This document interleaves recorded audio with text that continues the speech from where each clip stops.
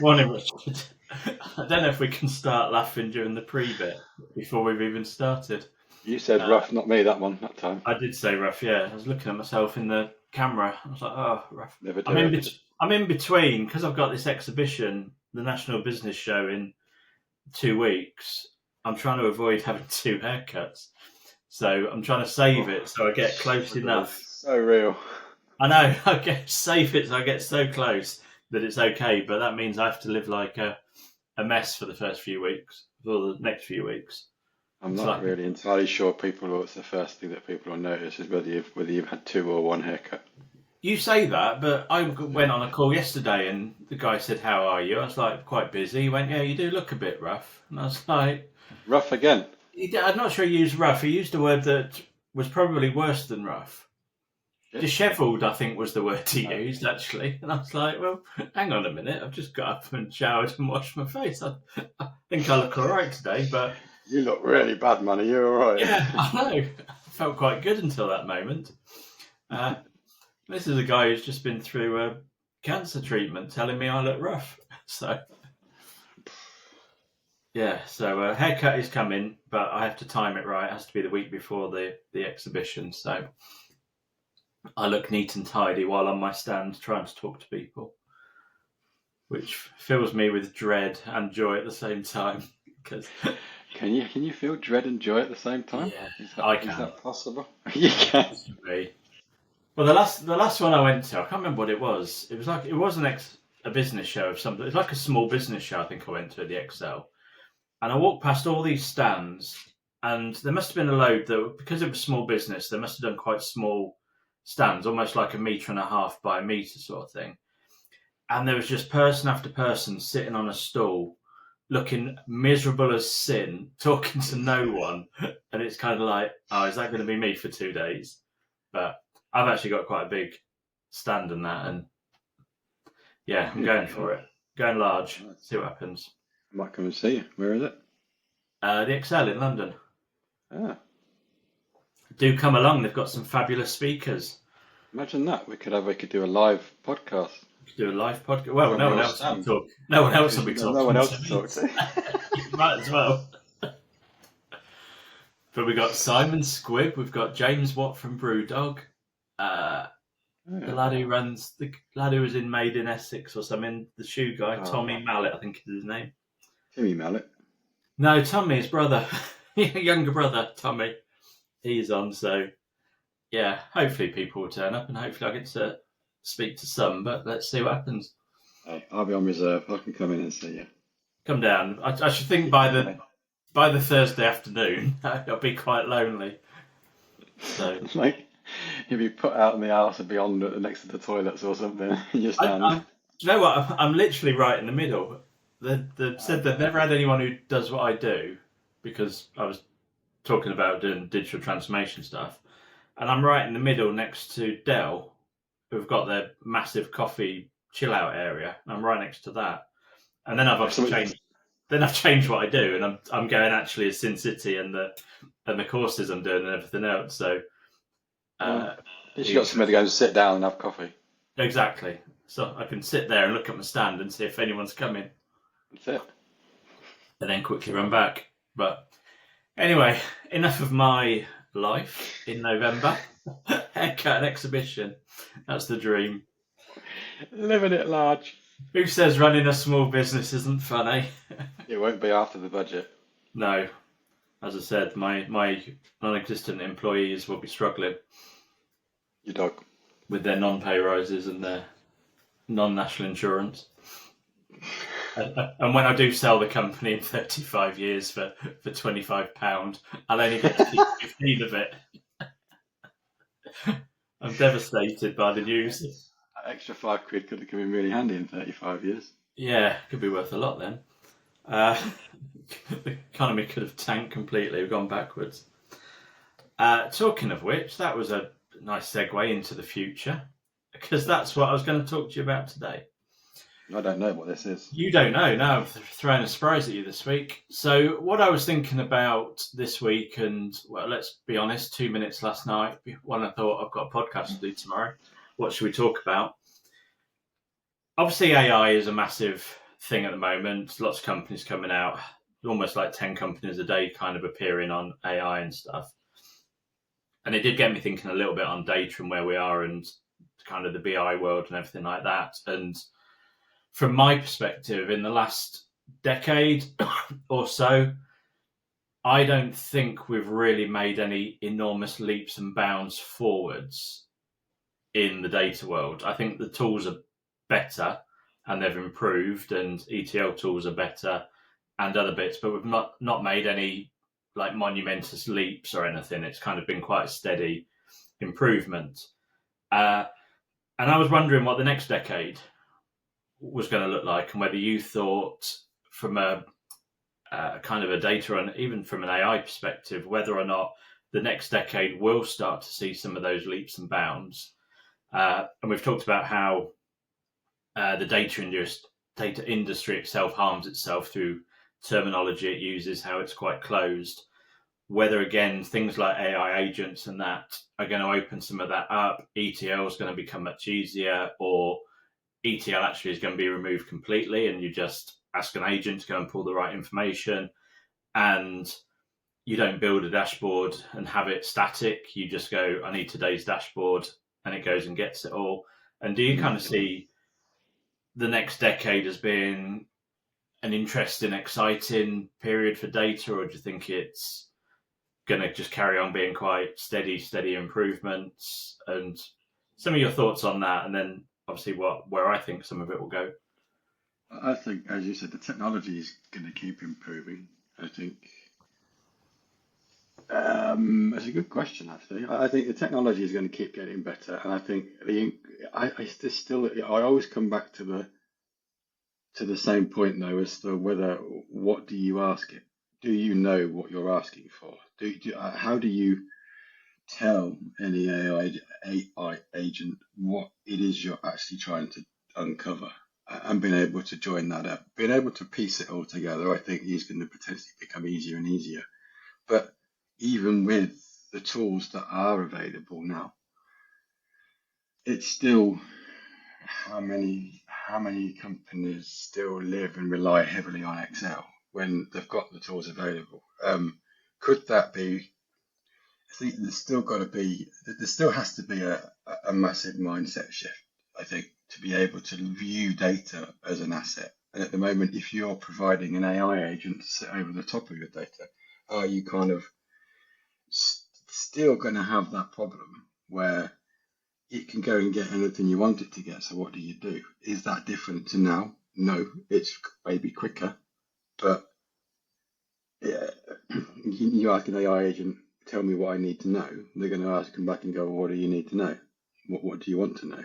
And unless you kind of get over that hurdle of really defining exactly what it is that you need and what you need to measure and how you need to measure it, it can come up with suggestions and things like that. But AI is never going to give you an explicit set of metrics that you will need with 100% accuracy all of the time, because it's going to be it's only ever as good as the questions you ask of it. And if you are not clear on those questions, and how do you get clear on those questions? Well, because you have to have the foundations in place to understand what you've got, where it is.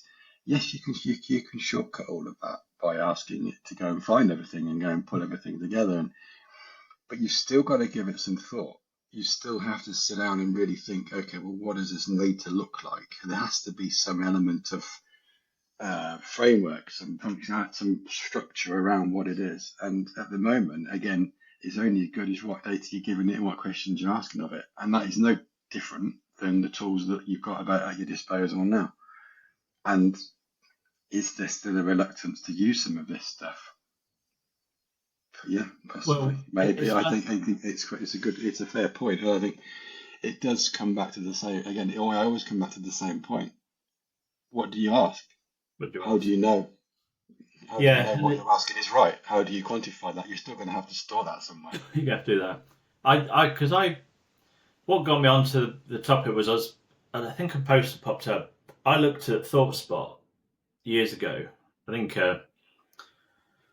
well, at least 7 or 8 years ago, I think when they were first coming into the UK, and they were talking about the almost like using the Google search bar as your BI tool, and how you were kind of putting the data in the hands of the masses rather than the few who could interpret it and build it out. And you were like, well, yeah, but it's still quite structured. You still have to structure everything quite, and it's not as simple as you type it in. It was you type something and then it gives you the next 5 options, and you pick which of those options to complete it. And I know they're doing a lot of work in that area, and I was kind of like, well, they were the one that came along that where I thought they might change stuff, but actually, I think they've almost just fallen into line with Tableau and Power BI and all the others as just another tool. It hasn't really changed behaviours or anything. And I think you're right from the kind of the prompting side. I was at a business meeting the other night, and the guy there was doing a demo for the first hour of kind of like building your own agents in ChatGPT and stuff. And you kind of started going, I'm a bit bored because I've been doing that for a year and a half now. Do you not realise how close my relationship is with ChatGPT? It's not as close as mine. I sleep with mine. That's what I meant. I was referring to you. To me. Yeah, well, it was when my name pops up as he was talking, going, oh, see, Richard's in the room. Hi, Richard. Interrupted his presentation. But everyone else in the room is like fascinated and asking loads of questions. And I was like, but none of you have gone and tried it or looked at it or gone. And as you said, the prompting, some of the prompts that I put into ChatGPT are half a page long or a page long sort of thing of what you're asking for, to say that the answer it gives you is very, very specific. And I quite like Perplexity. What it gives you is a bestseller. Yeah. Or you ask Perplexity and it actually gives you the data, but then says almost like, here's 10 further questions you could ask me that will enhance your knowledge on what I've just told you, sort of thing.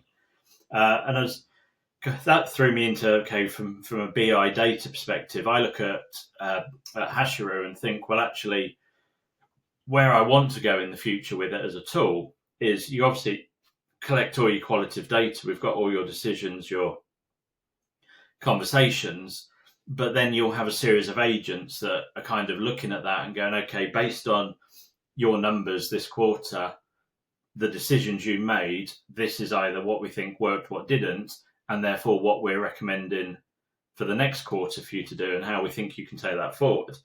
But again, it starts from, you got to know what you want. You got to capture the right data, the right information for that to then be useful and to be interpreted. And you can almost think, okay, we're at very early stages of AI now.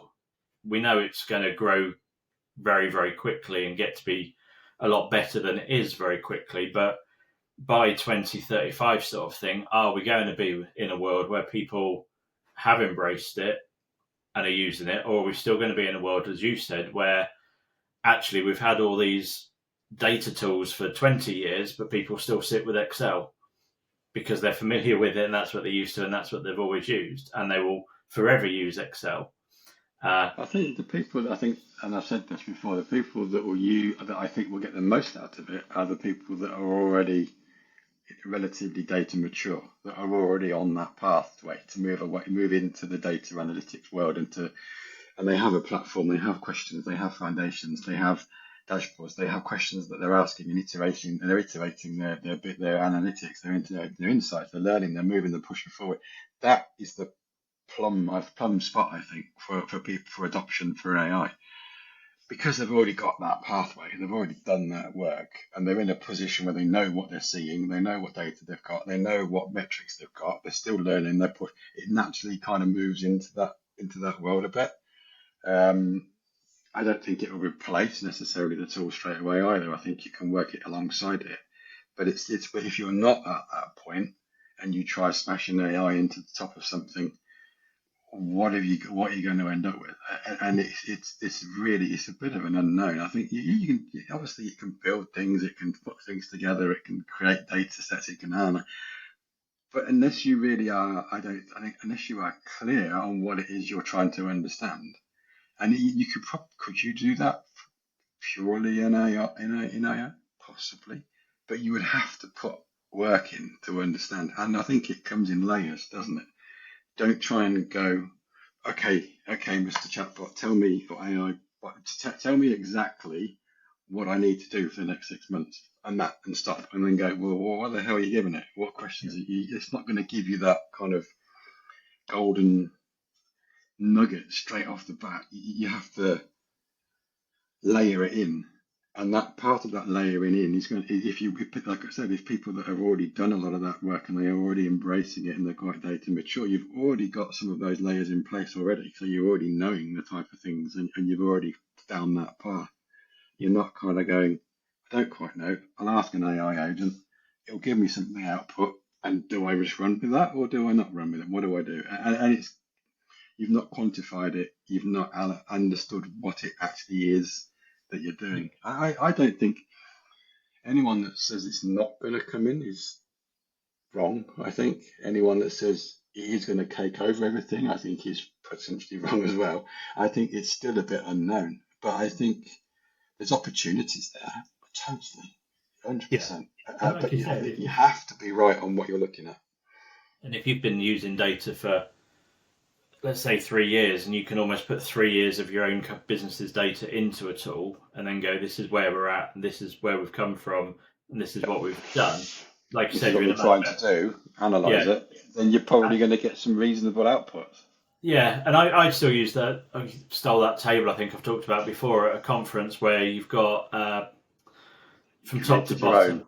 You were inspired and created your own. I was inspired and created my own version of someone else's using the same words. But it was that. We're talking about your book again, are we? No, that's real. Shush. The process. Well, you throw me. Whether it's manual or automated, and where you sit on the scale.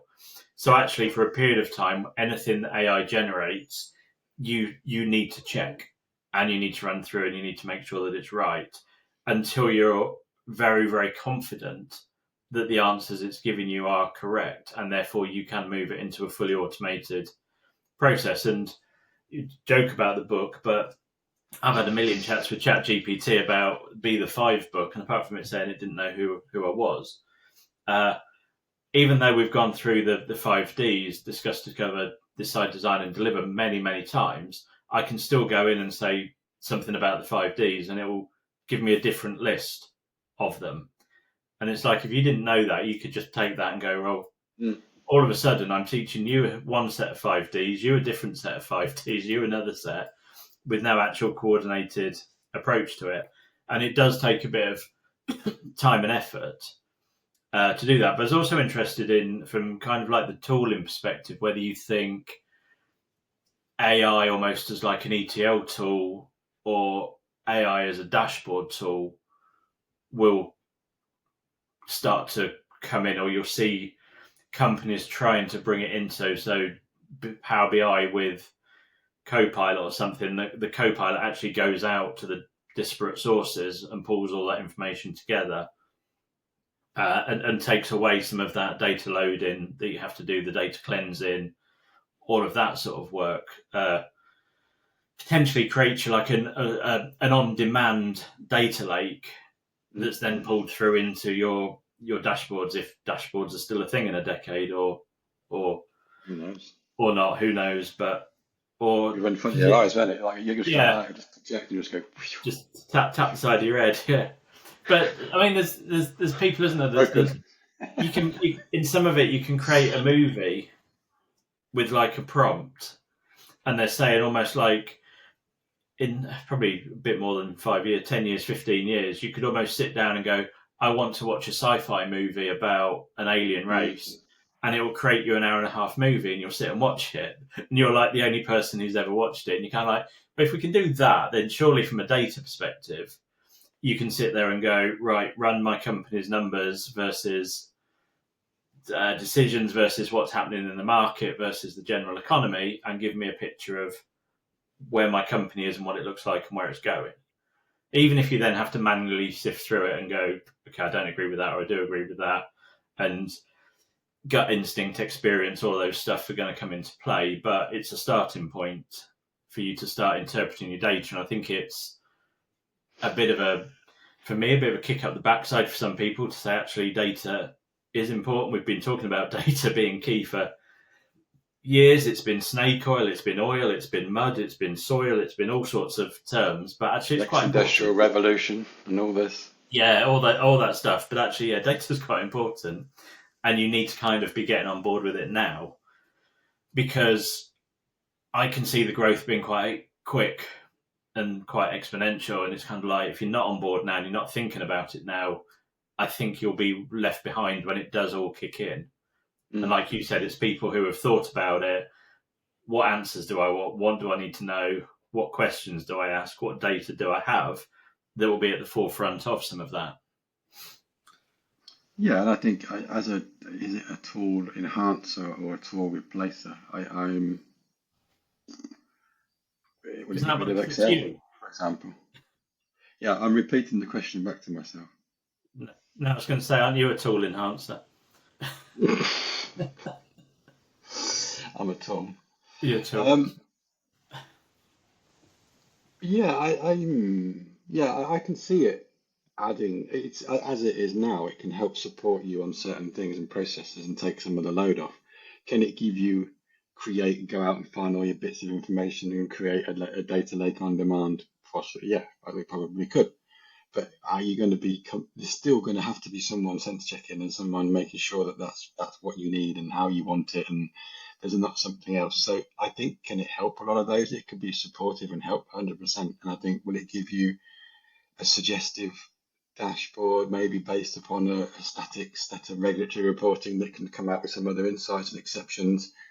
Yeah, possibly. But I think you still need to have someone that sits there and goes, okay, well, how do we do this? How do we piece this together? And are we still making sure we're getting the right things? Do we capture this? Do we snapshot it? Or do we just go, okay, great, one off and then bin it? How do we then still think about it in those terms? It's still going to have to, as you said, with regards to asking ChatGPT questions or any other agent questions, it's not always 100% right. So you're going to have to still have some element of structure and sense checking and human intervention involved. I think it is there to support that, and that's what the tools are there now are there to do, is to support the decision making. Ultimately, it's not going to say this is the decision we've made. You'd have to sit and look at it and go, okay, this is the decision we're going to make. Recording, analyzing, feeding that back into a model, to a training model, learning from all of that. It's all doable now, but is it going to be quicker? Yes. And that's kind of, I think, maybe it'll shorten some of the timelines of a project down, shorten some of the route to answer down. Some of the structure, I think, will still need to be the same. Yeah. Certainly in early days anyway. And then some of the thought process and the mindset and the questions, they're never going to change. The mindset that all has to change to get the most out of it. Are they going to be replaced? No, I don't think. I can't. Certainly not early days, because you're still going to have to still really work out what it is. You're still going to. And I come back to the same point. You still have to get some idea of what you're going to ask, because right, create me a P&L from this data source. Okay, great, perfect. Now, what am I? The 5 key areas I need to focus on, or based upon what?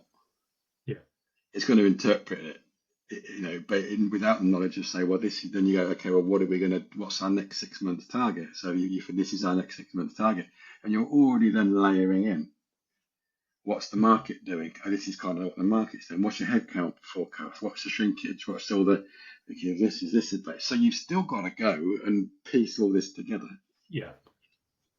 You have another ChatGPT to tell you what it is you need to know, and then another one that tells you what it is and brings it, and just get a multitude of them. But now, just smash it all together and give me one answer. Give me one answer, yeah. Just make it the best answer you possibly can. And if it's wrong, it's your fault, remember. Yeah. And then you can blame that. But yeah, I think it's interesting though, isn't it? It's for me, AI is, I think everyone's talking, it's possibly going to be one of the biggest changes that most people have had. And I think people have to kind of appreciate how early we are in the journey with it. And you still see people on like image generators going, oh, it can't do hands. And you're like, not being funny, we've been drawing cartoons since the 1930s, and we still draw cartoons with 3 fingers because it's easier. So you're moaning that kind of like a robot that's been in existence for 6 months can't draw a hand properly, and yet we haven't mastered it in 100 years of drawing cartoons. And I think you're going to have to allow it to some of the hype to boil down. I think there's going to be 1,000 companies appear and 500 disappear, and those that are left are ones that probably have thought about the problems that they're trying to solve, what it is that people need, the help that we need.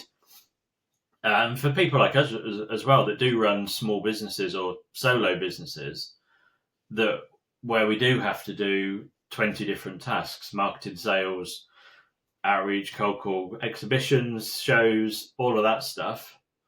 I'd love it if a robot would do that for me. We're moving slightly forward in time, but it can help. But you have to learn how to use it, prompt it, guide it, and get the best out of it. Because even now, obviously, some of the answers you get from it, you look at it and go, that's a bit shit. And it's not actually telling me the question I asked, what you've done, and it still does it in ChatGPT. If I say, do this and an example is X, then the example is in the middle of the text. And it's like, I'm not saying I want that one in it. I was just giving you an example of the kind of thing I want, but it takes that as almost explicit and says, this is the example. And so there's interpretation and stuff that it still can't do yet. It's just, for me, it was almost like looking back and going, I'm pretty sure my first conversation with ThoughtSpot was around 2016 or so. And they were talking about like an entire change to the way that we did data and BI and stuff and all that. And I was like, this sounds quite exciting. But that's all. There's still probably. Why is it? I suppose that's the question. Is it all the things we've just identified that people have gone to the market and people have gone, hey? Yeah. and has it just been invented by data scientists who went, this annoys us when people ask us to build stuff, so we'll build one that's they can do themselves. But actually they still don't know how to do it themselves because it's not the technical skill to do it. It's the knowledge of what is it we need to know and what is it we need to understand. And that's the bit that probably needs teasing out more. Yeah, I do think that's the case. And I think it keeps coming back to the same point that with, even if you've got Power BI, Tableau, or ThoughtSpot, or Click, or insert any other tool, how is it being used to its full capacity? Is even a tool like that being used to its full capacity when you're comparing it to AI and things? And again, there's nothing wrong with any of those tools. They're all very good, but is it being used as hard as it can? Are you maxing it out to then go, okay, I can now maybe look at AI because I can't get what I need. I'm reaching the capacity of what I can do with the tools that are now that are already available. Or are you almost putting your foot into that camp? You've got some stuff there, but you still rely on manual process. You still rely on that intervention. Because if you are, then you're not ready for AI. You're not until you've got that nailed. And it's the same as anything. It's like, once you reach a capacity, how do you then go beyond that?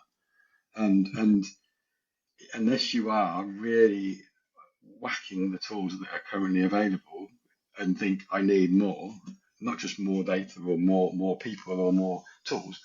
I need insight. I need it quicker. How can we do that? Am I maxing out? Can I run stuff more real time? What's the cost involved? Can I do it quicker? Can I do it easier? That's when you're kind of really pushing the boundaries of what your current tool set can give you. Yeah, and I mean, you must come across it still, where it's almost like, in my world, it's prevalent, but I need a report on X, and it's like, I'll get it to you in a week and a half, because the whole process of extracting, cleaning, sorting, filtering takes that long to get it. By the time you've got the report to them, A, it's out of date, and B, they forgot they'd even asked for it in the first place. And if people are still kind of operating in that world, to make that leap all the way over, although we're talking a decade, actually, not being funny, a decade goes quite quickly in IT terms and Especially as you get older. projects. Yeah, as you get older, it goes very quick. So yeah, I can see there's areas, but there's quite a lot of work as well that businesses I think need to do to get themselves, like you said, up to the level where it then actually is the next stage or the next logical thing. But actually, a lot of them are nowhere near there. It's the next logical step. It's like, it's like your child grows and they reach the maximum capacity for their clothing, so they need to grow. They go to school. They need to go out to secondary school because they've reached the maxed out what they can do. It's that completely ridiculous kind of analogy, but you're reaching that point of I can't get any more out of it. It's not possible. I now need to make the next logical step. Yeah. That was a pretty stupid analogy, but you know what I mean. It's kind of you reaching, like you're carrying to your fuel cap in your car, and you can't get enough in it, so you need a bigger fuel tank. You just take the thing, you just take it off, rip it off, create more space, and you got a bit of spare capacity. It's brilliant. I'll get that fixed one day so we can stop talking about it. So we'll have to end light-hearted because that was semi-serious for us, Richard. Bloody hell, I know. What's going on? Half an hour of serious stuff. So on the plus side, though, I'm in the waiting room for these tickets that I'm on demand to buy for the stuff. Tim the Tyler the Creator. I'm Tim the Fascinator. I'm about to go into a waiting room to buy some tickets. What's the music genre? Kind of American rap. Oh, well, I wouldn't even know. You'll fit seamlessly in. It should be fine. Honestly, I'll be at the front, loving it. So I did play some the other day on YouTube, and I was a bit like, oh, it's a bit drab, isn't it? So luckily it's at the O2. So I might there's a stage like this. I would do that, but I was actually thinking it's at the O2, so why don't I just buy my son tickets, let them go in, and I'll go watch a film. Good idea. There's a cinema there, so I'll go watch a film for 2 hours instead. We can walk around the shops for 2 hours. Yeah, I'll go watch a film. Go Five Guys, spend twice as much money as the tickets cost on a burger. So let's see how we get on. Right, anyway, I have a hard stop because I have to actually do some work, as you do too. So interesting chat. Should we do 50 years next time? You also need to change your clock, by the way. Oh no, yeah, that was mentioned to me yesterday, but I've never actually looked at it for the time. Nothing about that then as well. It's purely decoration. I've never once looked at it and gone, "What's the time?" Because I face that way, and I've got it on a screen there. I've got my phone there. I've got another screen there. I'm quite well covered for what time is it. You've got ChatGPT. What time is it, please? What time is it, please? It's like the old speaking clock, isn't it? It's like a futuristic speaking clock. Imagine that, eh? Yeah. Right, mate. Good to talk to you. We shall leave it there, and we'll reconvene in a couple of weeks. Maybe in person. Yeah. Come to the show. Everyone, come to the show. I'll be on the stand. You'll be able to spot me. I'll be on my own. On his own with a fresh haircut, though. Yeah. Looking sharp, talking to no one. Sat in the Dell coffee shop. Right, on which note, I shall see you later. Cheers.